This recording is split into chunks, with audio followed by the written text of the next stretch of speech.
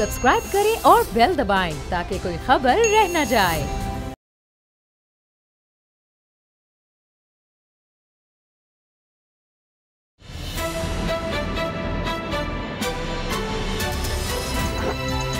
अब पता चला। बिस्मिल्लाहिर्रहमानिर्रहीम, अस्सलाम वालेकुम। मैं हूं मोहम्मद उसामा गाजी और आप देख रहे हैं अब पता चला। नाज़रीन, आज मसाइल पर बात होगी। पाकिस्तान और पाकिस्तानी इस वक्त बहुत से मसाइल में घिरे हुए हैं। एक मुसीबत कोरोना की सूरत नाजिल हुई जिसने मईशत से लेकर मुआशरत तक सबको हिला कर रख दिया। गरीब के लिए 2 वक्त की रोटी का हुसूल हमेशा से बड़ा मसला रहा है, लेकिन कोरोना के बाद तो ये मुश्किल तर हो गया है। गरीब का मसला हल करना हुकूमत की अव्वलीन जिम्मेदारी है, लेकिन क्या करें कि हुकूमत और हुकूमती खिलाड़ी अपने अपने मसाइल में उलझे हुए हैं। एक फड्डा मुशीर एहतसाब शहजाद अकबर और नज़ीर चौहान के दरमियान चल रहा है, जिस पर शहजाद अकबर ने 2 महीने पहले पुलिस को दरखास्त की। आज अचानक पुलिस ने इस दरखास्त की बुनियाद पर नज़ीर चौहान को गिरफ्तार कर लिया, लेकिन गिरफ्तारी भी आवाम के लिए मसला हो सकती है, रहबरों के लिए नहीं। आप देखें, इधर नज़ीर चौहान की गिरफ्तारी हुई, उधर जमानत पर रिहाई भी हो गई। इसे कहते हैं नो टेंशन। लेकिन लंदन बैठे नवाज शरीफ साहब के लिए आज़ाद कश्मीर इलेक्शन बड़ी टेंशन बने हुए हैं। इन्हें समझ नहीं आ रही कि इनके बयानी के साथ आखिर क्या मसला है कि वो कश्मीर में बिक नहीं सका। लीगी रहनुमाओं को नवाज शरीफ साहब ने फोन करके आज़ाद कश्मीर में बदतरीन शिकस्त पर खूब क्लास दी, लेकिन लीगी रहनुमाओं के लिए यह कोई बड़ा मसला नहीं, क्योंकि धांधली का शोर मचाकर वो अपना दामन साफ बचा गए। लेकिन अंदर की बात यह है कि आज़ाद कश्मीर में नून लीग ही ले डूबी। मुफाहमत और मुज़ाहमत के नजरिए की लड़ाई का नतीजा आज़ाद कश्मीर में नून लीग की शिकस्त की सूरत निकला है। दूसरी तरफ पीटीआई आज़ाद कश्मीर इंतखाबात जीतकर नए मसले से दोचार हो गई है। यह मसला आज़ाद कश्मीर की वजारत उज़्मा का मसला है। वाकिफान हाल का दावा है कि एक तरफ सियासत है और दूसरी तरफ दौलत। देखना यह है कि अब यह वजारत उज़्मा का ताज किसके सर सजता है। फैसला मुश्किल है, लेकिन वज़ीर-ए-आज़म इमरान खान को करना क्या है। देखिए वो इस मसले का क्या हल निकालते हैं। देखा आपने कितने मसाइल हैं पाकिस्तान में, इन सब मसाइल का कोई ना कोई हल निकल ही आएगा, लेकिन एक मसला सबसे ज़्यादा ज़रूरी है जिसका सबसे पहले हल निकलना ज़रूरी है। मसला यह है कि कमिश्नर गुजरांवाला का आला नस्ल का कुत्ता, जी हाँ, कमिश्नर गुजरांवाला का आला नस्ल का कुत्ता लापता या है। जी जनाब, कमिश्नर साहब का कुत्ता है तो घटिया नस्ल का कैसे हो सकता है। इसलिए तो पूरे गुजरांवाला की पुलिस और कॉरपोरेशन मुलाजमीन सारे काम काज छोड़ छाड़ कर इस कुत्ते को चोरी करने वाले की तलाश में निकल पड़े हैं। मैं कहता हूं कि ये कुत्ता अगर आपको मिल जाए तो इसकी खूब आओ भगत करें, क्योंकि एक तो आला नस्ल है, दूसरा कमिश्नर साहब का है। इसमें चोरों को साथ में खबरदार कर दूं, होशियार कर दूं कि इस कुत्ते की तलाश के लिए सर्च ऑपरेशन शुरू है। अगर चोर कुत्ते समेत पकड़े गए तो फिर इनकी खैर नहीं। क्यों? क्योंकि एक तो कुत्ता आला नस्ल का है, दूसरा कमिश्नर साहब का है। उम्मीद है जितनी तनदही और जी जान से सरकारी मशीनरी इसकी तलाश में निकली है, ये मसला भी जल्द हल हो जाएगा। बहरहाल आप इस हवाले से ये ज़रूरी ऐलान ज़रूर समाअत फरमा लें, फिर इस पर हम बात भी करेंगे। बाबर डोगर साहब मेरे साथ हैं। बाबर साहब, ये तो हमने चलें मसाइल की बात कर दी, पूरी गुजरांवाला की इस वक्त सरकारी मशीनरी को ये मसला दरपेश है कि ये कुत्ता मिलना चाहिए, कमिश्नर साहब का है, लेकिन वज़ीर-ए-आज़म साहब जो हैं उनके लिए अपनी टेंशन्स बनी हुई हैं। अभी वो बड़े इस वक्त खुश भी हैं, बड़े कॉन्फिडेंट भी हैं कि उनको ये जीत मिल गई, बड़ी ज़बरदस्त जीत थी। आगे हम प्रेस कॉन्फ्रेंस में बात करेंगे जो नून लीग ने की, उनकी मुश्किलात की। लेकिन अब मसला है 3 नाम आ गए हैं। पहले 2 नाम थे, बैरिस्टर सुल्तान महमूद और सरदार तनवीर इलियास खान। अब एक तीसरा नाम भी है जी, वो है चौधरी अनवारुल हक। अब इन 3 में से इमरान खान साहब के लिए मुश्किल ये है कि वो किसको चूज़ करें। तो हम तो एक तो ये कि अंदर की खबर अगर आप बता सकें, बाकी हम अंदाज़े लगा सकते हैं माजी को देखकर। तो पंजाब में अगर देखा जाए तो फिर तो कुछ और, खैबर पख्तूनख्वा, यहाँ से हम अंदाज़ा लगा ले सकते हैं कि वो किस तरह का शायद वज़ीर-ए-आज़म चुने। देखिए उसामा साहब, वाकई बड़ा टफ फैसला है। मेनली तो 2 कैंडिडेट्स हैं, एक बैरिस्टर सुल्तान महमूद है और दूसरा सरदार तनवीर इलियास हैं। मेनली ये मेन कंटेस्टेंट्स हैं। अब सरदार तनवीर इलियास साहब हैं, इन्होंने तो इलेक्शन लड़ा ही इसलिए था कि प्राइम मिनिस्टर ने इनको बाहर से, उनके कहने पे बाहर से आए, यहाँ पर आके पाकिस्तान ने इन्वेस्टमेंट की, यहाँ पर वो करोड़ों डॉलर लेके आए। ये यूके में थे, वहाँ पर एक मारूफ बिजनेस फैमिली थी और प्राइम मिनिस्टर के कहने पे वो पाकिस्तान आए और प्राइम मिनिस्टर के कहने पे उन्होंने आज़ाद कश्मीर का इलेक्शन लड़ा। और आज़ाद कश्मीर का इलेक्शन इसलिए नहीं लड़ा कि वहाँ पर एमएलए बनना चाह रहे थे, वो तो पहले ही पंजाब चीफ मिनिस्टर के स्पेशल असिस्टेंट हैं ऑन इन्वेस्टमेंट। जी। अब मुझे एक बात बताएं, अगर वो एमएलए ही बनना था तो उससे तो बेहतर है फिर ये पंजाब की 10 करोड़ आबादी है, वहाँ पर जो स्पेशल असिस्टेंट है उसका ओहदा जो है वो सूबाई मिनिस्टर के बराबर है, सरकारी गाड़ी और ये वो सब कुछ तो उनको पहले ही मिला हुआ है। तो और 10 करोड़ की आबादी का 40-50 लाख की आबादी का मिनिस्टर बनना, तो ये तो बिल्कुल पहले मेरा मतलब है कि वो मिनिस्टर का तो कोई रोला नहीं है। असल चीज़ ये है कि उनसे वादा किया गया था कि उनको प्राइम मिनिस्टर बनाना है और बेतहाशा उनके पास आइडियाज़ भी हैं, इनिशिएटिव्स भी हैं, बाहर से वो इन्वेस्टमेंट भी पाकिस्तान में मज़ीद ला सकते हैं, बाहर उनके कॉन्टैक्ट्स भी हैं और प्रोग्राम उनका ये है कि आज़ाद कश्मीर में इन्वेस्टमेंट लेके आना। वहाँ पर उन्होंने जो जलसे से बात हुई, मेरी भी उनसे बात हुई, वो वहाँ पर आज़ाद कश्मीर में वो वहाँ पर चाह रहे हैं कि इसका इंफ्रास्ट्रक्चर डेवलपमेंट हो, वहाँ पर एजुकेशन सेक्टर में काम हो, हेल्थ सेक्टर में काम हो और जो टूरिज्म पर भी बहुत ज़्यादा टूरिज्म, खास तौर पर टूरिज्म। अब जिस तरह से इमरान खान का जो विजन है, पीटीआई का जो विजन है, उसको वो एग्जीक्यूट करें।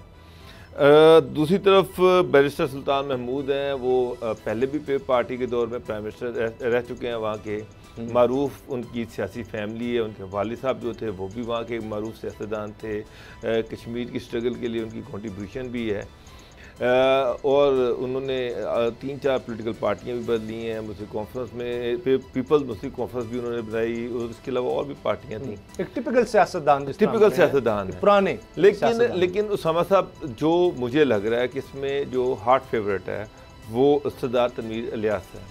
क्योंकि जो मेरी मालूमात हैं, जहाँ तक कि मेरी बात हुई है, उसमें ये है कि प्राइम मिनिस्टर जो हैं उन्होंने इनको इलेक्शन लड़वाया ही इसलिए था कि इनको प्राइम मिनिस्टर बनवाना। अच्छा, ये भी खबरें छपी लेकिन बैरिस्टर सुल्तान महमूद भी यही समझते हैं कि जी वो ज़्यादा इसके हकदार हैं, या वो भी इसीलिए पार्टी में शामिल हुए थे कि वो भी प्राइम मिनिस्टर बनना चाहते थे, वो भी तहरीक इंसाफ में इसी सोच के साथ आए थे। तो ये एक मसला ज़रूर है। अगरचे मैं आपकी बात से करता हूँ कि इमरान खान साहब जो है ना, वो पहले उनके डिसीजन से हम बात करें तो बहुत कम लोग सोच रहे थे कि जी बुज़दार साहब को तो जानता ही कोई नहीं था, और इसी तरह से अगर खैबर पख्तूनख्वा की बात की जाए वहाँ भी ख्याल था शायद परवेज़ खटक साहब दोबारा आ जाएंगे, लेकिन फिर आपने देखा नया नाम सामने आ गया। तो ये इस तरह से कुछ नहीं कह सकता कि बिल्कुल एक नया। लेकिन उसामा साहब देखें, बैरिस्टर सुल्तान महमूद ठीक है वो एक कैंडिडेट हैं, लेकिन मेरी इस्लामाबाद में इलेक्शन से पहले भी जितने लोगों से बात हुई, हर कोई यही कह रहा था कि अगर पीटीआई जीती है तो फिर सरदार तनवीर इलियास ही प्राइम मिनिस्टर के कैंडिडेट होंगे।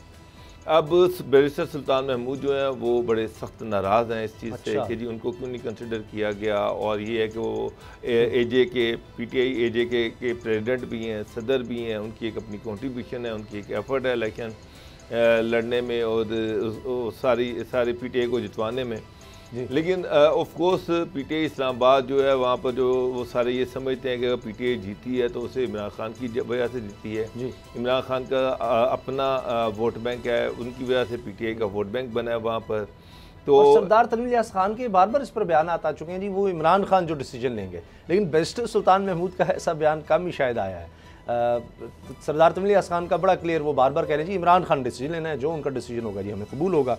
तो वो इस पर काफ़ी ज़्यादा कॉन्फिडेंट नजर आ रहे हैं। सेकेंडली उसामा साहब वो एक रोड मैप भी है उनके पास, वो रोड मैप उन्होंने बना रखा है कि जी मैंने टूरिज्म को किस तरह से प्रमोट करना है, यहाँ पे मैंने इंडस्ट्री को किस तरह से प्रमोट करना है, हेल्थ सेक्टर को किस तरह से करना है, एजुकेशन सेक्टर को किस तरह से करना है। इसका मतलब ये है कि वो इमरान खान साहब से ये चीज़ें डिस्कस कर चुके हुए हैं और उनके जहन में एक खाका है कि अगर उनको प्राइम मिनिस्टर बनाया गया तो वो जो चीज़ें हैं उनको कैसे एग्जीक्यूट करना है। तो वो ये फिर ऐसे तो नहीं ना कि एक बंदा रोड मैप भी लेके फिर रहा हो और उसको सारी चीज़ों का भी पता हो और ये हार्ट फेवरेट भी है, और पहले इस्लामाबाद में उसके कॉन्टैक्ट भी बड़े स्ट्रॉन्ग हैं।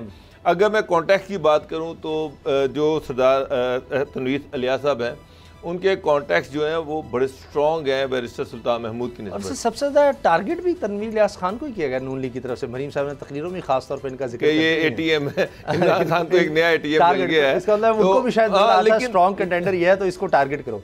लेकिन उसामा साहब ATM वो देखें, वो बाहर एक बहुत बड़ा बिजनेसमैन था, और खान साहब के कहने पर वो यहाँ पर आया और यहाँ पर उन्होंने बहुत सारी इन्वेस्टमेंट की वहाँ पर बड़े, और वो हाउसिंग सोसाइटी बनाई, एक बहुत बड़ा कमर्शियल प्लाजा यहाँ पे बनाया है, मॉल बनाया है, और उनके पास पैसा है, इसमें कोई शक नहीं है।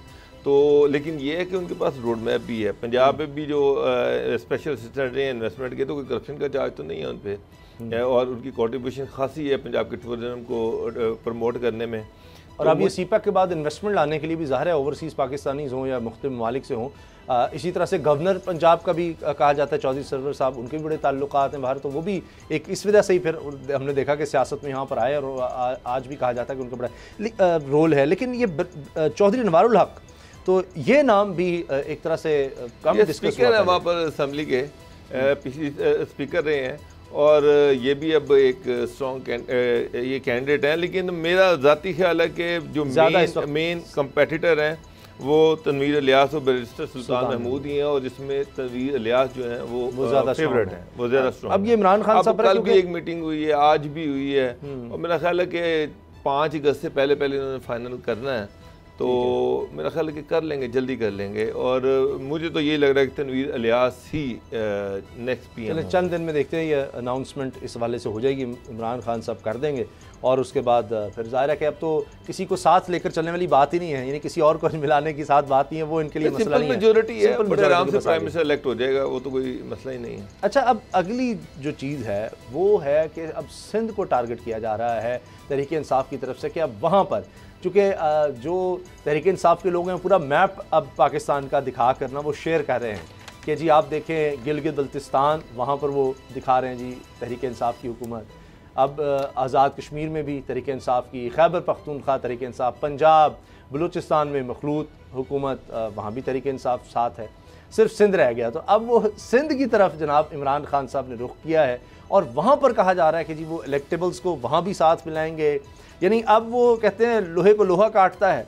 तो अब उन्होंने सोचा कि अगर सिंध की सियासत में इन होना है तो इलेक्टेबल्स, बड़ी शख्सियात, उनसे मुलाकातें, उनको साथ लेकर चला जाए। पीपल्स पार्टी को वैसे तो नहीं गिरा पा रहे। देखिए उसामा साहब, पहली बात तो ये है कि पिछले 50-60 साल में जब से पीपल्स पार्टी बनी है, अब 1970 से ले लें, तो पीपल्स पार्टी को इंटीरियर सिंध में किसी भी पॉलिटिकल पार्टी ने कोई टफ टाइम नहीं दे सकी, बल्कि बड़े आराम से ये वहाँ से सीटें जीत जाते हैं। GDA भी 3 से 4 सीटों की पार्टी है, इससे आगे वो आज तक नहीं जा सके। 5 सीटें ले लेगी। सर कई पार्टीज का अलायंस है, फिर भी कई सिंध की छोटी बड़ी पार्टियों का अलायंस है, उसके बाद भी 3-4 सीटें, इससे आगे नहीं है।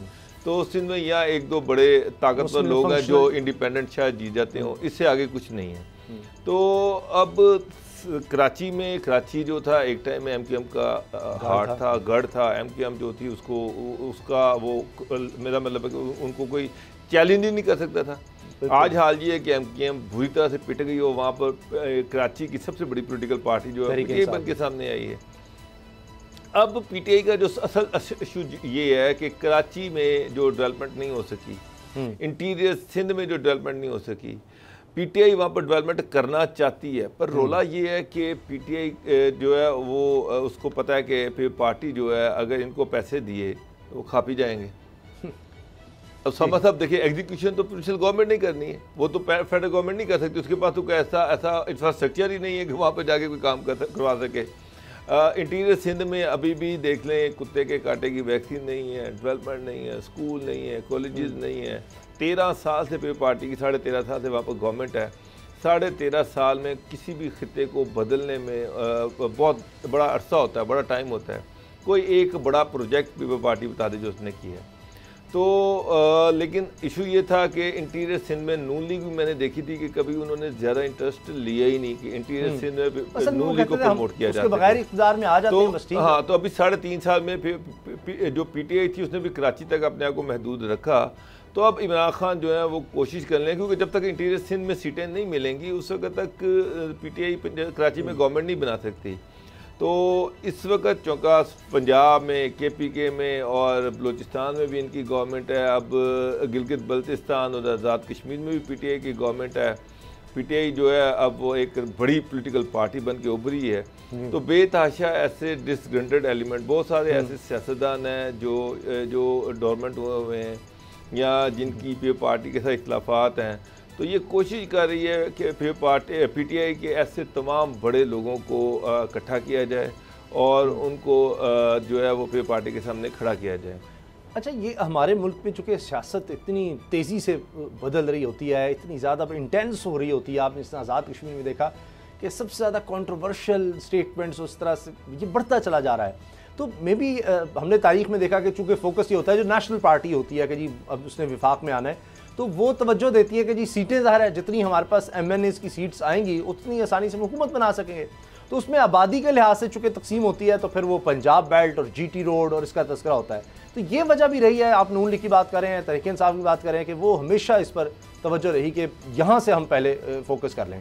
अब इमरान खान साहब या कॉन्फिडेंट हैं या उन्होंने देखा जी चलो आज़ाद कश्मीर में भी हमारी हुकूमत बन गई है, अब इस तरफ तवज्जो दी जाए, क्योंकि अगले इलेक्शन में तो फिर वही होना है कि अगले इलेक्शन में तो आपने उसी बेल्ट को कि ज़्यादा से ज़्यादा कहाँ पर हम सीटें निकाल सकते हैं। यही वजह आप देखें बलूचिस्तान में आपको विफाक की पार्टीज़ का उतना जोर नहीं नज़र आता। कोई भी पार्टी होती है हमने देखा है कि वो किसी ना किसी को साथ मिला कर, अभी इससे पहले नून लीग थी, उन्होंने भी साथ मिलाया हुआ था। देखिए उसामा साहब, एक चीज़ जहाँ तक हुकूमत बनाने की बात है ना, वफाकी हुकूमत बनाने की बात है, तो अगर सारी पॉलिटिकल पार्टी का फोकस जो होता है वो पंजाब होता है कि जो पार्टी पंजाब को फतह कर लेगी वो आराम से फेडरल गवर्नमेंट में हुकूमत बना लेगी।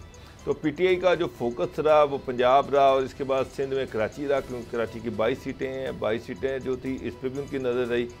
तो कराची से उनको कैंडिडेट्स भी मिल गए। कराची में MKM जो थी वो उसको अजवाल आया हुआ था तो उसको कैश किया PTI ने जी।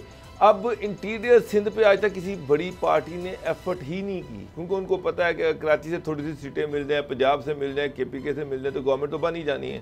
तो इंटीरियर सिंध में कौन खज्जल खराब होता रहे, वहाँ पर कौन कैंडिडेट इतना बड़ा एरिया कवर, और वहाँ पर ऐसे वक्त में जबकि पार्टी का बड़ा स्ट्रॉन्ग होल्ड है वहाँ पर। तो लेकिन एक चीज़ है कि अब PTI जो है वो इस माइंडसेट के साथ जा रही है कि अब 3.5 साल गुजरने के बाद उसको एहसास हुआ है कि कराची में या सिंध में उस वक्त तक डेवलपमेंट नहीं हो सकती जब तक सिंध में उनकी गवर्नमेंट नहीं होती।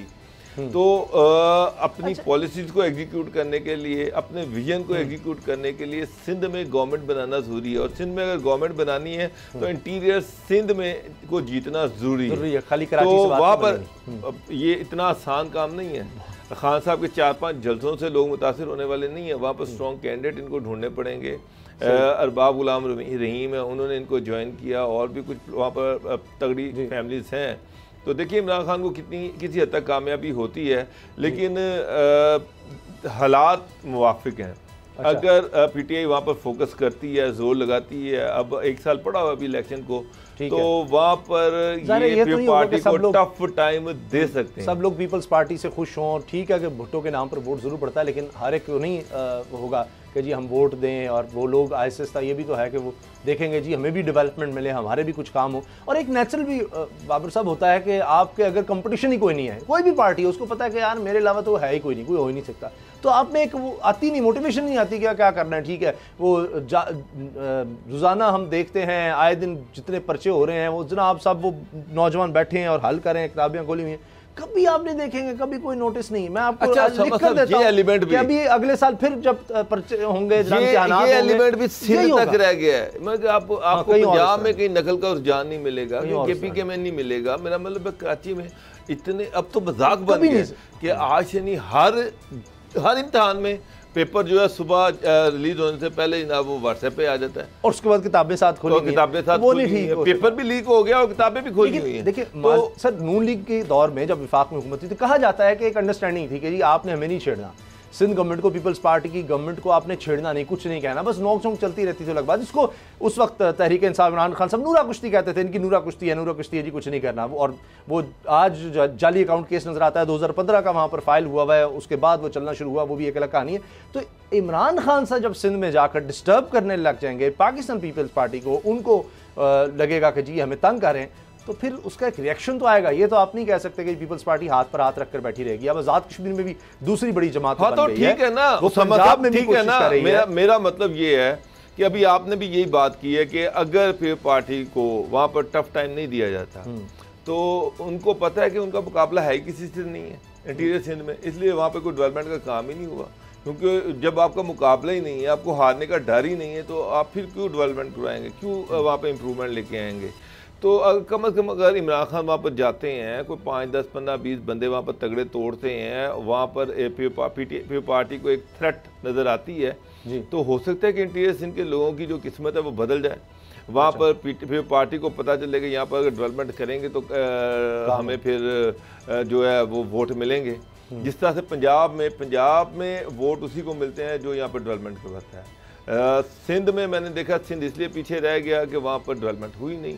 पंजाब में आपको मेट्रोज भी नज़र आएंगी, ऑरेंज लाइन भी नज़र आएगी, और बड़ी और जो है रोड्स का इंफ्रास्ट्रक्चर बड़ा ज़बरदस्त है, स्कूल यूनिवर्सिटीज का कहीं ना इंफ्रास्ट्रक्चर बड़ा कुछ पार्क्स, ज़बरदस्त है। वही हालत इसी, कुछ ना कुछ पार्क्स नजर आ जाएंगे, कोई DHQ नजर आ जाएंगे, कुछ ना कुछ आपको इस तरह की सहूलियात आइडिया ना। अगर आप देखें कुत्ते फिर रहे हैं सड़कों पे, लोगों को काट रहे हैं, वैक्सीन है नहीं है, सड़कें टूटी हुई हैं, तो जो हॉस्पिटल जो है उनका बुरा हाल है। हॉस्पिटल है तो डॉक्टर नहीं है, डॉक्टर है तो दवाई नहीं है, स्कूलों का बुरा हाल है। तो लेकिन मैं तो कह रहा हूँ कि ये सिंध के लोगों के लिए बेहतर है कि PTI को सिंध फोकस करना चाहिए। PTI के पास फेडरल गवर्नमेंट है, उनके पास इख्तियारात हैं, उनको वहाँ जाना चाहिए, वहाँ पर उनको अच्छे कैंडिडेट देने चाहिए। एटलीस्ट अगर वहाँ पर एक कंपटीशन की फिजा भी बनती है तो उसका भी फ़ायदा अल्टीमेटली सिंध के लोगों को होगा। सर अब होता यह है कि इमरान खान साहब जिस तरह से गवर्नमेंट चला रहे हैं, एक तो आप देखिए अब चैलेंजेस बढ़ते जा रहे हैं, CPA के खिलाफ साजिशें कितनी तेज़ हो गई हैं, आपने देख लिया है दासू वाला वाक़या, अफ़गानिस्तान की सूरत हाल किस तरह की है, अमेरिका से बिल्कुल ताल्लुकात और तरह से चल रहे हैं, भारत है। तो आप जब विफाकी हुकूमत में होते हैं ये सब भी चल रहा होता है, फिर ये इलेक्शन जिस तरह आज़ाद कश्मीर के आगे इंटरनल भी आपने देखना है, पंजाब गवर्नमेंट जिस तरह से चलाई जा रही है आपको बहुत बेहतर पता है, वो एक रिमोट कंट्रोल थ्रू इस्लामाबाद से ही चल रही होती है, वो एक अलग जिम्मेदारी है। खैबर पख्तूनख्वा में ज़ाहिर इमरान खान ने देखना होता है, क्या ये एक दफ़ा जाकर अगस्त में जी वो दौरे करेंगे, 2-3 दिन सिंध में गुजार देंगे, आपके ख्याल से काफ़ी होगा? वहाँ पर कुछ इलेक्टेबल्स को साथ मिला के सिविल सोसाइटी आएगी, वकला को भी, दानिशवरों को, सहाफ़ियों को बुलाएंगे, उनसे मीटिंग करेंगे कि किस तरह से यहाँ पर जनाब टफ टाइम दिया जा सकता है पीपल्स पार्टी को, क्या लोगों के मसाइल हैं, क्या दुखती रग है जिसको हम बेहतर करें, हम उनसे क्या वादे करें, किस तरह आगे लेकर चलें, PTI को किस तरह से यहाँ पर मजबूत करें। यानी शुरू PTI जब हुई थी तब भी हमने देखा कराची से, और इवन उस वक्त भी सिंध में कुछ हद तक इमरान खान साहब एक्टिव नजर आए, लेकिन फिर ज़ाहिर है फोकस उनका जब होता गया कि हमने नेशनल पार्टी और पूरे मुल्क की तरफ देखना है, तो फिर वो सिंध पर उतनी तवज्जो नहीं दे सके। तो ये कितनी दफ़ा जाना पड़ेगा और इतना टाइम वो दे सकेंगे सिंध को? समझ साहब 1, 2, 3 विजिट्स के साथ तो सिंध का मसला हल होने वाला नहीं है। मगर मैं नवाज दौर में भी देखा था कि वहाँ पर राना मशहूद जो है उनको कोऑर्डिनेटर बनाया गया, वो कोई महीने में 2-4 चक्कर वहाँ पे लगा आते थे, और शहबाज शरीफ जो हैं वो भी वहाँ पर गए, लेकिन वहाँ पर उस तरह से PTI का एक स्ट्रॉन्ग होल्ड है, उस तरह से तो नहीं तोड़ा जा सकता। वहाँ पर परमानेंट फोकस करना पड़ेगा। अगले 1.5 साल वहाँ पर एक्टिव रोल देना पड़ेगा, रोल देने होंगे। मैं ये कह रहा हूँ कि ना भी हराएं, कम से कम टफ टाइम देने की। न्यूज़ अपडेट्स के बाद बात करते हैं कि हो क्या रहा है नून लीग में, नवाज शरीफ क्यों नाराज़ हैं, आज की प्रेस कॉन्फ्रेंस क्यों हुई, अब क्या किया जा रहा है जिसको धांधली कहा जा रहा है, कि आइंदा नून लीग की स्ट्रेटजी क्या है। ब्रेक के बाद तो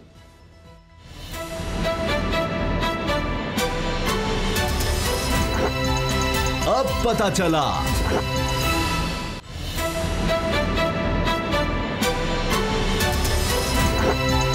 अब पता चला। शिकस्त और बहुत ही बुरी शिकस्त पर मियां नवाज शरीफ बहुत ज़्यादा परेशान हैं, नाराज़ हैं। उन्होंने बाकायदा एक मीटिंग कॉल की और उसमें पूछा कि इतनी बदतरीन शिकस्त क्यों हुई है। थोड़ा सा मैं आपको बता दूं कि 31 सीटें जीती थी नून लीग ने, जब उनकी वफाक में हुकूमत थी तो आज़ाद कश्मीर में इनको मिली 31, और उस वक्त यानी उससे पहले पीपल्स पार्टी की हुकूमत हुआ करती थी तो 3 सीटें मिली थी पीपल्स पार्टी को। आप अंदाज़ा लगाइए इतना बुरा हाल पीपल्स पार्टी का हुआ था। तो उस वक्त पीपल्स पार्टी भी इसी तरह से, यानी उसको भी शोर मचाना चाहिए और कहना चाहिए तब भी धांधली हुई कि हम हुकूमत में थे और हुकूमत के बाद हमें 3 सीटें सिर्फ मिलेंगी थी। तो आज तो पीपल्स पार्टी इसलिए खुश है, उनको 11 मिल गई हैं, लेकिन नून लीग सख्त नाराज़ है कि हम 31 से 6 पर आ गए, इतना बुरा हाल क्यों हो गया। जब नवाज शरीफ साहब ने सबको बुलाकर पूछा तो जवाब बड़ा दिलचस्प है, जी धांधली हो गई हमारे साथ। ओहो ऐसी धांधली, वरना तो मियाँ साहब आपका नाम देखकर लोग एक क्या 10 दफ़ा, एक आदमी 10-10 वोट डालता, ये हमारे साथ हुई है धांधली। तो नवाज शरीफ ने कहा कि अच्छा फिर अवाम के सामने लेकर आए आप सारे सबूत। तो फिर उसके बाद एक प्रेस कॉन्फ्रेंस हुई है, बाबर डोगर साहब उस प्रेस कॉन्फ्रेंस में बहुत से सबूत आने थे, लेकिन वो राजा फारूक कैदर साहब ने कुछ इस तरह कहा कि जी मैं क्या दिखाऊं, मेरे पास कहने को बहुत कुछ है, लेकिन जुम्मे को आऊँगा, हम सब दिखाएंगे लोगों को, पूरी दुनिया को दिखाएंगे कि हमारे साथ धांधली हो गई है। अब मैं आपको दिलचस्प बात बताऊं, अहमद बिलाल महबूब साहब का मैं देख रहा था बयान, वो पिल्डैट के सरबराह हैं। पाकिस्तान में ये इंडिपेंडेंट इदारा है जो लेजिस्लेशन पर, पार्लियामेंट पर, सियासत पर नज़र रखता है। अब ये हुकूमत पर बड़ी तनकीद जहाँ पर हो कि जी यहाँ गलत हुआ, उनसे जब सवाल हुआ तो उन्होंने कहा जी अगर तो आप ये कहते हैं धांधली, आप कहते किसको हैं? अगर आप कहते हैं जी इलेक्टेबल्स का किसी पार्टी में चले जाना इलेक्शन से पहले, या ये विफाक की गवर्नमेंट को वोट डालना, तो आज़ाद कश्मीर में ये होता रहा है और हमेशा पाकिस्तान का रिवाज है, इलेक्शंस में होता है, लोग एक दूसरी पार्टी में जंप करते हैं, जा रहे होते हैं इधर उधर। अगर आप कहते हैं जी कोई ठप्पे लग रहे थे, किसी का वोट पकड़ के दूसरा को डाल रहा था, पता नहीं क्या हो रहा था, बैलेट बॉक्स में कुछ और निकल रहा था, ये हो रहा था, ऐसा कुछ नहीं। अभी पिल्डैट के सरबराह का कहना है, तो मुझे नहीं समझ आ रही फिर वो सबूत कहाँ है, ये हुआ क्या है नवाज शरीफ साहब? यानी जब आप देखेंगे नहीं कि मैं कहाँ गलत हूँ, मुझसे कोई गलती हो जाती है, हम प्रोग्राम बैठते हैं, हमसे गलती हो जाती है, अब मैं कहूँ कि ये टेक्निकल फॉल्ट था कि जिसकी वजह से गलती हो गई, मैं अपनी गलती ही नहीं मानूंगा कि मेरे से कुछ गलती हुई है, गलत मैंने बोल दिया है, तो मैं अपने आप को दुरुस्त कैसे करूँगा? देखिए उसामा साहब, ये तो पब्लिक के लिए है, ये तो अवाम के लिए है कि जी ये जो चीज़ें चल रही हैं, ये जो खबरें आ रही हैं कि नवाज शरीफ साहब बड़े गुस्से में हैं और उन्होंने कहा जी धांधली हो गई, उन्होंने कहा धांधली का सबूत लेके आए। नून लीग के अंदर एक बड़ी शदीद लड़ाई चल रही है। मैं अभी आपने कहा था कि एक मज़ामती ग्रुप है और एक जो है वो मुफाहमती ग्रुप है। मुफाहमती ग्रुप जो है वो शहबाज शरीफ का, मज़ामती ग्रुप जो है वो मरियम का है। अब आज शहबाज शरीफ ने भी एक मीटिंग चेयर की मॉडल टाउन में। अच्छा। उस मीटिंग में उन्होंने कहा जी कि अब मरियम से पूछा जाए, वो गई है वहाँ जाके जलसे किए, कैंपेन चलाई है, तो अब उससे पूछा जाना चाहिए कि अब वो जिम्मेदार है इस शिकस्त की, उसको जिम्मेदारी लेनी पड़ेगी, माननी पड़ेगी। जिस दिन आज़ाद कश्मीर का इलेक्शन था 25 तारीख को, 26 तारीख को, ये कि कल मॉडल टाउन में एक मीटिंग हुई जिसमें राना सनाउल्लाह ने उसको चेयर किया, जो पंजाब के सदर हैं। उसमें ये डिस्कशन हुई तो राना सना ने उसमें कहा कि जनाब ये जो 2021 का इलेक्शन है आज़ाद कश्मीर का, मुझे लग रहा है कि 2023 का जो इलेक्शन है उसका रिजल्ट भी इसी तरह होना है और हमने लाहौर तक महदूद हो जाना है। ये राना सना के अल्फाज थे उस मीटिंग में कि मुझे लग रहा है कि हमने लाहौर तक महदूद हो जाना है अगर मरियम बीबी इसी बयानिए के साथ चलती रहे। इतना बुरा हाल तो उनका ये ख्याल था उस मीटिंग में, जितने भी पार्टिसिपेंट थे, 7-8 पार्टिसिपेंट थे, उनका ये कंसेंसस था कि नवाज शरीफ को समझाना पड़ेगा कि हम मुफाहमत के साथ जो है वो आगे चल सकते हैं, मज़ामत के साथ नहीं चल सकते। मज़ामत के साथ यही असर होगा जो हुआ है।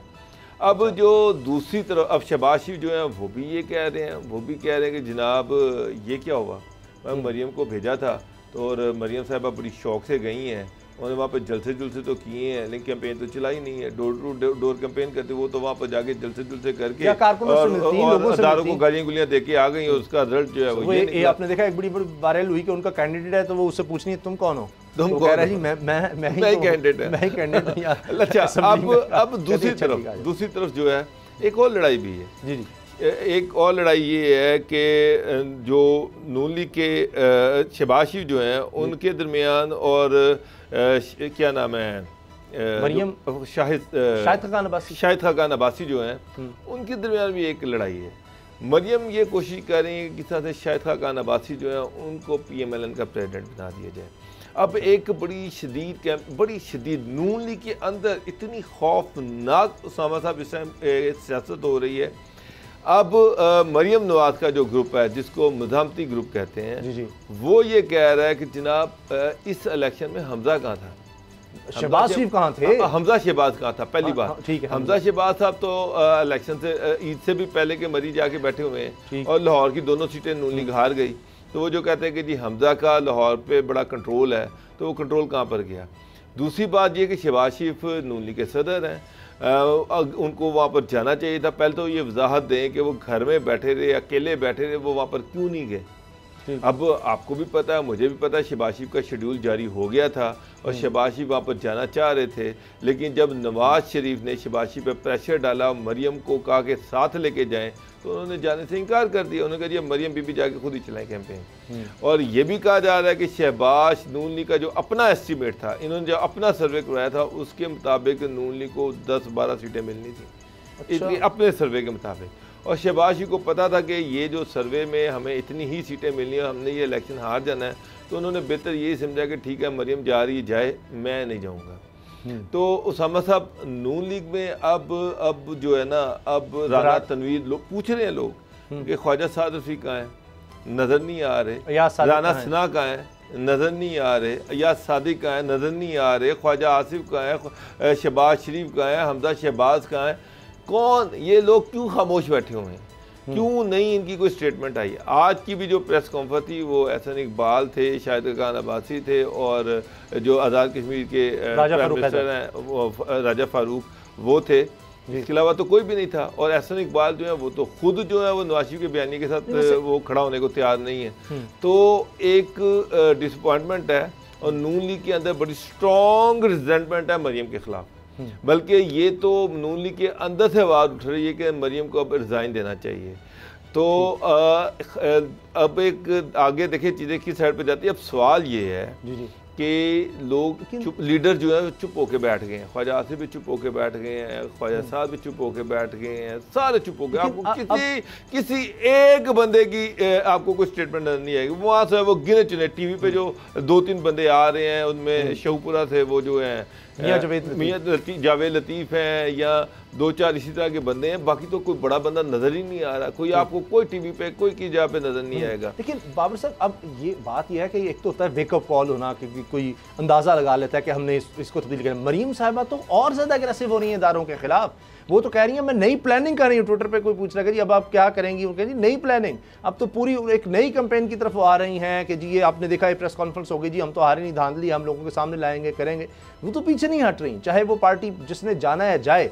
ये पार्टी है नून लीग नवाज शरीफ, तो ये नवाज शरीफ के बगैर नहीं है। जो उनकी बेटी कहेंगी, जो नवाज शरीफ कहेंगे वही होगा, उसके बाद आगे उनके बच्चे। तो अगर तो आप उनके इर्द गिर्द उनकी बात मानेंगे तो आप रहेंगे, वरना तो आप चौधरी निसार को देख ही रहे हैं। तो लिहाजा ना कोई जुर्रत करेगा अलल ऐलान सामने आने की। शहबाज शरीफ नहीं कर सकते, समझा रहे हैं, कह रहे हैं, आपकी बात ठीक है, सब बोल रहे हैं, मगर इससे ज़्यादा कुछ नहीं कर सकते। उन्होंने सोचा हुआ है कि अगर हम नहीं तो फिर कुछ नहीं, तो पार्टी जाए भाड़ में। वो कहते हैं कि जी हमें रास्ता मिलना चाहिए, हम किस तरह से प्राइम मिनिस्टरशिप में आ सकें, या मरियम हो या नवाज शरीफ हो, इसके अलावा या हमारा शाहिद खान अब्बासी जैसा कोई आ जाए, हमारा होल्ड होना। देखिए मैं इस पे जो आप बात कर रहे हैं ना, राना सना, मुझे मेरे जो सोर्स ने बताया कि राना सना ने उस मीटिंग में ये भी कहा कि अब बयानिए की जो ये लड़ाई चल रही है शरीफ ख़ानदान के अंदर, अब इस पर खुल के बात होनी चाहिए।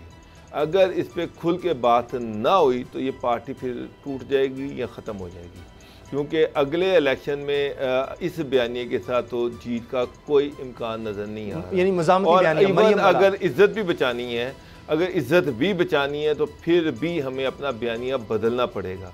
तो ये तो एक चीज़ वाज़े है कि नून लीग के 90% साहब मैं 2, 5, 10, 20, 50 नहीं कह रहा, 90% ऐसे पार्लिमानी, अगर आप ग्रुप की बात कर लें, अगर टिकट होल्डर्स को भी साथ मिला लें, तो 90% ऐसे लोग हैं जो मरियम के बयानिए से इत्तेफाक नहीं करते और उनका ख्याल है कि अगर मरियम के बयानिए के साथ चले तो शायद जो आज़ाद कश्मीर से भी बुरा हाल होगा हमारा 2023 के इलेक्शन में। आप 2023 के इलेक्शन, जो नून लीग के लोग सोच रहे हैं इससे भी बुरा हाल होगा। तो उसका वाहिद हल जो है वो यही है कि शहबाज शरीफ का बयानिया जो है इसको आगे लेके आया जाए, मुफाहमत के साथ चला जाए। तो अब सारी नज़रें शहबाज शरीफ पे हैं और मेरी जो इतलात हैं आने वाले दिनों में नून लीग के बड़े अब इकट्ठे होकर बैठेंगे और वो एक फ़ाइनल एफर्ट करेंगे नवाज शरीफ को कि वो अपने बयानिए से पीछे हटें, शहबाज शरीफ को मौका दें।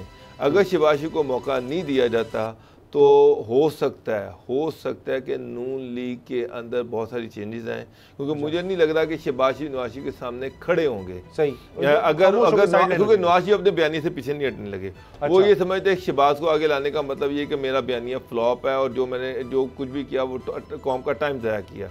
मगर नून लीग हार गई, उस बयानिए की वजह से नून लीग बहुत सारे लोग जेलों में चले गए, तो वो सारा कुछ जो था वो फिर उसका मलबा अल्टीमेटली नवाज शरीफ पे गिरेगा। वो पीछे हटने पे तैयार नहीं है। वो ये समझते हैं कि इसी बयानिए से हमारी फतह होनी है।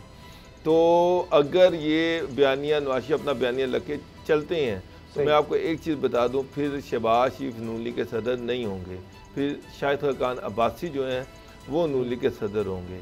और शाहिद खान अब्बासी को शहबाज शरीफ पसंद नहीं करते, ख्वाजा उन्होंने जब कहा मैं नून लीग के अंदर शदीद रिफ्ट है, बड़ी वाज़ेह रिफ्ट है, बड़ी स्ट्रॉन्ग रिफ्ट है और ये आहिस्ता आहिस्ता बढ़ती जा रही है। ये जो खलीज है ये बढ़ती जा रही है। या तो ये लोग खामोश हो जाएंगे, ये जो जिसको हम कहते हैं मुफाहमती ग्रुप, या ये पसे पर्दा चला जाएगा, लेकिन वो मरियम के साथ इस तरह से चलने को तैयार नहीं। चीज़ों का तसलसल इसी तरह के इलेक्शन देख रहे हैं हम, वो हुकूमत गिराने के लिए लॉन्ग मार्च वाली तहरीक देख रहे हैं। जितना भी अब आज़ाद कश्मीर के इलेक्शन, उससे पहले गिलगित बल्तिस्तान के इलेक्शन, तो मरियम ने जहाँ जहाँ लीड किया है वहाँ तबाही नज़र आई है, लेकिन उसके बावजूद अब मियां नवाज शरीफ साहब उसी तरह से चलना चाहते हैं। तो 2023 का इलेक्शन भी आ जाएगा, उसमें भी देख लेंगे क्या होता है। ब्रेक लेते हैं और ब्रेक के बाद बात करेंगे कि किस तरह जो शुगर स्कैंडल की वजह से लड़ाई शुरू हुई थी वो कहाँ जाकर शहजाद अकबर और नज़ीर चौहान के दरमियान आ गई और उसके बाद क्या हुआ है। ब्रेक के बाद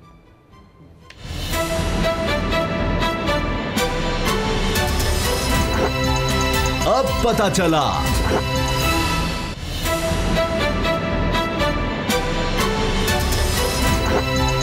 अब पता चला। नज़ीर चौहान साहब MPA हैं और इनका ताल्लुक़ है, जिसको हम ख्याल भी कहते हैं, इसको जहांगीर तरीन ग्रुप भी कहते हैं, इनसे इनका ताल्लुक़। और ये मामला शुरू हुआ था जब शुगर स्कैंडल आया, जहांगीर तरीन साहब से दूरियां हो गई वज़ीर आज़म की, तो उसके बाद ये ग्रुप बन गया और ये एक प्रेशर डलता रहा कि जी सही तहकीक़ात नहीं हो रही। उस ग्रुप में ये थे, फिर इस ग्रुप की मुलाकात भी हो गई, इमरान खान साहब से इसकी मुलाकात भी हो गई। तो उसके बाद बात चलते चलते ये हुआ कि कुछ बयानात एक दूसरे के ख़िलाफ़ आने लग गए। ये तक हुआ जी शहजाद अकबर साहब जो है ना इसको सियासी रंग दे रहे हैं और वो प्रेशराइज़ कर रहे हैं। फिर इमरान खान साहब ने ये किया कि जी बैरिस्टर अली ज़फ़र को ये जिम्मेदारी दी गई कि वो एक रिपोर्ट तैयार करें कि क्या कुछ ऐसा हो रहा है कि जी कोई इंतकाम लिया जा रहा है शहजाद अकबर की तरफ से, प्रेशराइज़ किया जा रहा है FIA को कि जी जहांगीर तरीन के ख़िलाफ़ कार्रवाई की जाए। वो रिपोर्ट तो इधर उधर हो गई, अभी तक कुछ वाज़े तौर पर नहीं आ सका क्या हुआ उसका क्या नहीं, लेकिन करते करते ये हुआ कि एक दूसरे के ख़िलाफ़ बयानात ऐसे आगे। नज़ीर चौहान साहब ने कुछ ऐसा बयान दे दिया कि जिस पर शहजाद अकबर साहब ने इनके ख़िलाफ़ दरख्वास्त दे दी, पुलिस को FIR दर्ज हो गई और फिर अचानक इनकी गिरफ़्तारी हुई। पहले मामला चलता रहा, फिर अचानक दब गया और इनको जब गिरफ़्तार किया गया तो उसके बाद फिर फ़ौरन ज़मानत पर रिहाई भी हो गई। डॉक्टर साहब ये अब एक मैच अलग से वो शुरू हो गया कि वो कहा जा रहा था कि मामला दबता है, अदालतों में चलता है कि अच्छा जी सेटल कुछ हो जाएगा, कोई बिहाइंड द सीन कोई बातें चल रही हैं, और फिर हम देखते हैं कि अचानक से गिरफ्तारी भी हो जाती है जी और फिर रिहाई भी। उसामा साहब, शहजाद अकबर जो है वो मेरी उनसे एक दो दफ़ा बात हुई, वो इस इशू पे बड़े तपे हुए थे। अच्छा। कि उन पे जो इल्ज़ाम लगाया है उसके बाद उनकी ज़िंदगी जो है वो भी एट स्टेक है, उनकी फैमिली की भी ज़िंदगी एट स्टेक है। वो ये कहते हैं कि झूठा इल्ज़ाम है, इसमें इसकी कोई बुनियाद नहीं है। तो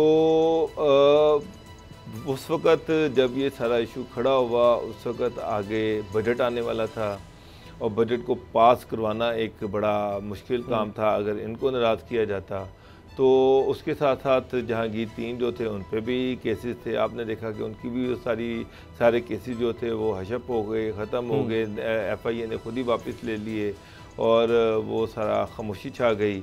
और उन्होंने FIA ने जाके कोर्ट में ये भी कह दिया कि जनाब हमें अब जहांगीर तीन जो है इनके ख़िलाफ़ कोई फर्दर इन्वेस्टिगेशन नहीं करनी है अभी। ऐसे ही तो उस पर अदालत जो थी उन्होंने वो केस वो बेल वापस ले ली। अब नज़ीर चौहान जो थे वो उस वक़्त खुद थाने भी गए, वो दाता दरबार भी गए कि जी मुझे गिरफ़्तार किया जाए, ये किया जाए, वो किया जाए। लेकिन अब बजट पास हो गया, आज़ाद कश्मीर में भी PTI जीत गई, तो अब उन्होंने नज़ीर चौहान साहब को जो है वो गिरफ़्तार किया।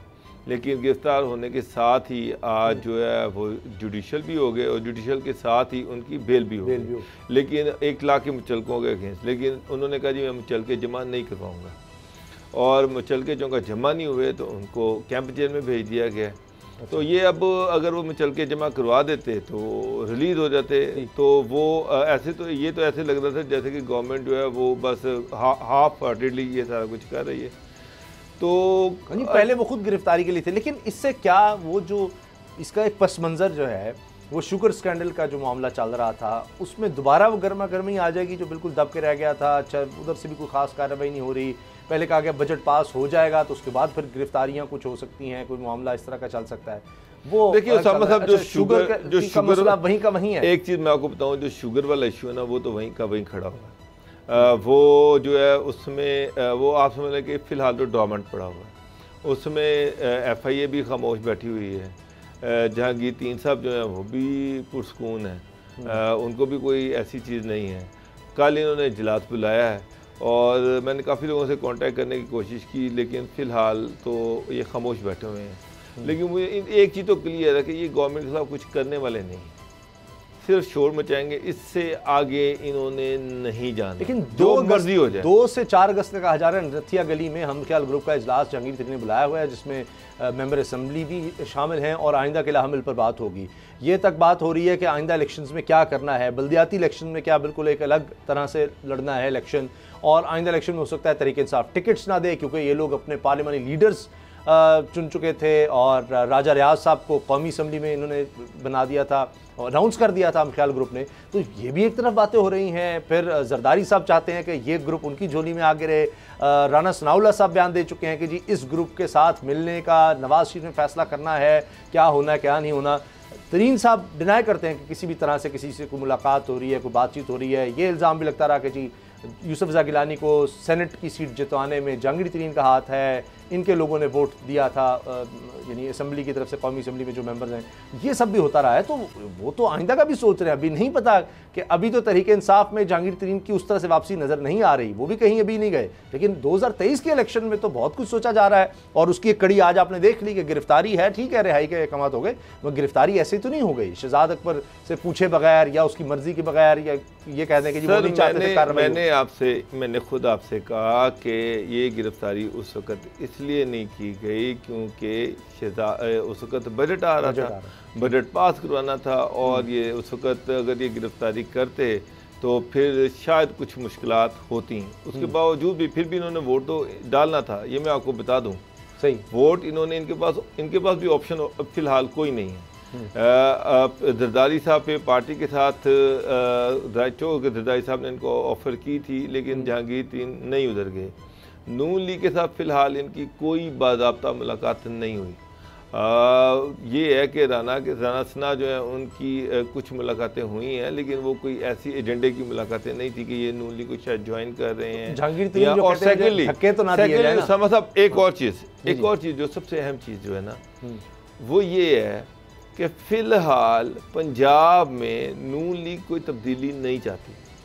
अगर जहांगीर तरीन ग्रुप जो है वो पीटीआई को छोड़ के साइड पे भी हो जाता है जी, जब तक नून लीग ही नहीं चाहेगी पंजाब में कोई तब्दीली, तो गवर्नमेंट कैसे गिरेगी? नहीं, मुमकिन नहीं है। लेकिन जहांगीर तरीन साहब को वो जो कहते हैं मुझे तो धक्का भी दिया जा रहा है, दूर किया जा रहा है। शाह महमूद कुरैशी जब कहेंगे कि जी आधा तीतर आधा बटेर नहीं चलेगा, ये धमकियां ना दी जाएं, ये सब ना किया जाए, उनको तो पता है, तो बैठा हुआ है सिचुएशन का, उनको पता है कि पंजाब में नून लीग किसी सूरत में उस्मान बुज़दार को गिराने में इंटरेस्टेड नहीं है। नून लीग पंजाब की एक बड़ी पॉलिटिकल पार्टी है। अगर जब तक नून लीग किसी साजिश का हिस्सा नहीं बनती, उस वक्त तक उस्मान बुज़दार की गवर्नमेंट नहीं गिर सकती। शुगर स्कैंडल को भी हो गया, 1.5 साल रह गया। एक बात सुन लें, तो आगे 2023 तक आप ये 22 एमपीएस हो जाएगा। उसामा साहब, ये 22 एमपीएस पीटीआई को छोड़ भी दें और नून लीग ये चाहे कि हमने इस गवर्नमेंट को नहीं गिरने देना, बिल्कुल सही है। मगर अगले इलेक्शंस के लिए, अभी बल्दियाती इलेक्शन हो सकता है उससे पहले आ जाए, ज्यादा चांस यही है। तो बल्दियाती इलेक्शन पंजाब में आए तो तब भी ये अलग हैसियत में अगर जाते हैं तो एक बड़ा डेंट तो होगा। ये तो नहीं हो सकता तरीके इंसाफ को फर्क ना पड़े। और 2023 के लिए भी इन्होंने फैसला करना है, क्योंकि शुगर स्कैंडल को तो साल डेढ़ हो गया, इतना ही वक्त रह गया, 1 साल रह गया। उसके बाद तो फिर इलेक्शन की तैयारियां आपने बताने, हल्के में बताने जी मैं किस तरफ से खड़ा हूँ। तो आपको नहीं लगता कि इनको शायद टिकट ना मिले, ये एक अलग हैसियत लोग सामने आ जाए? अभी तक मामले हल हो ये जो ज्यादातर लोग हैं ना, जो जहांगीर तरीन ग्रुप का हिस्सा है, ये इनमें मेजोरिटी आजाद जीत किया। बाद में आगे भी फिर आज़ाद हैसियत में जा सकते हैं। प्रोग्राम देखने का बहुत बहुत शुक्रिया, इजाज़त दीजिए, अल्लाह हाफ़िज़।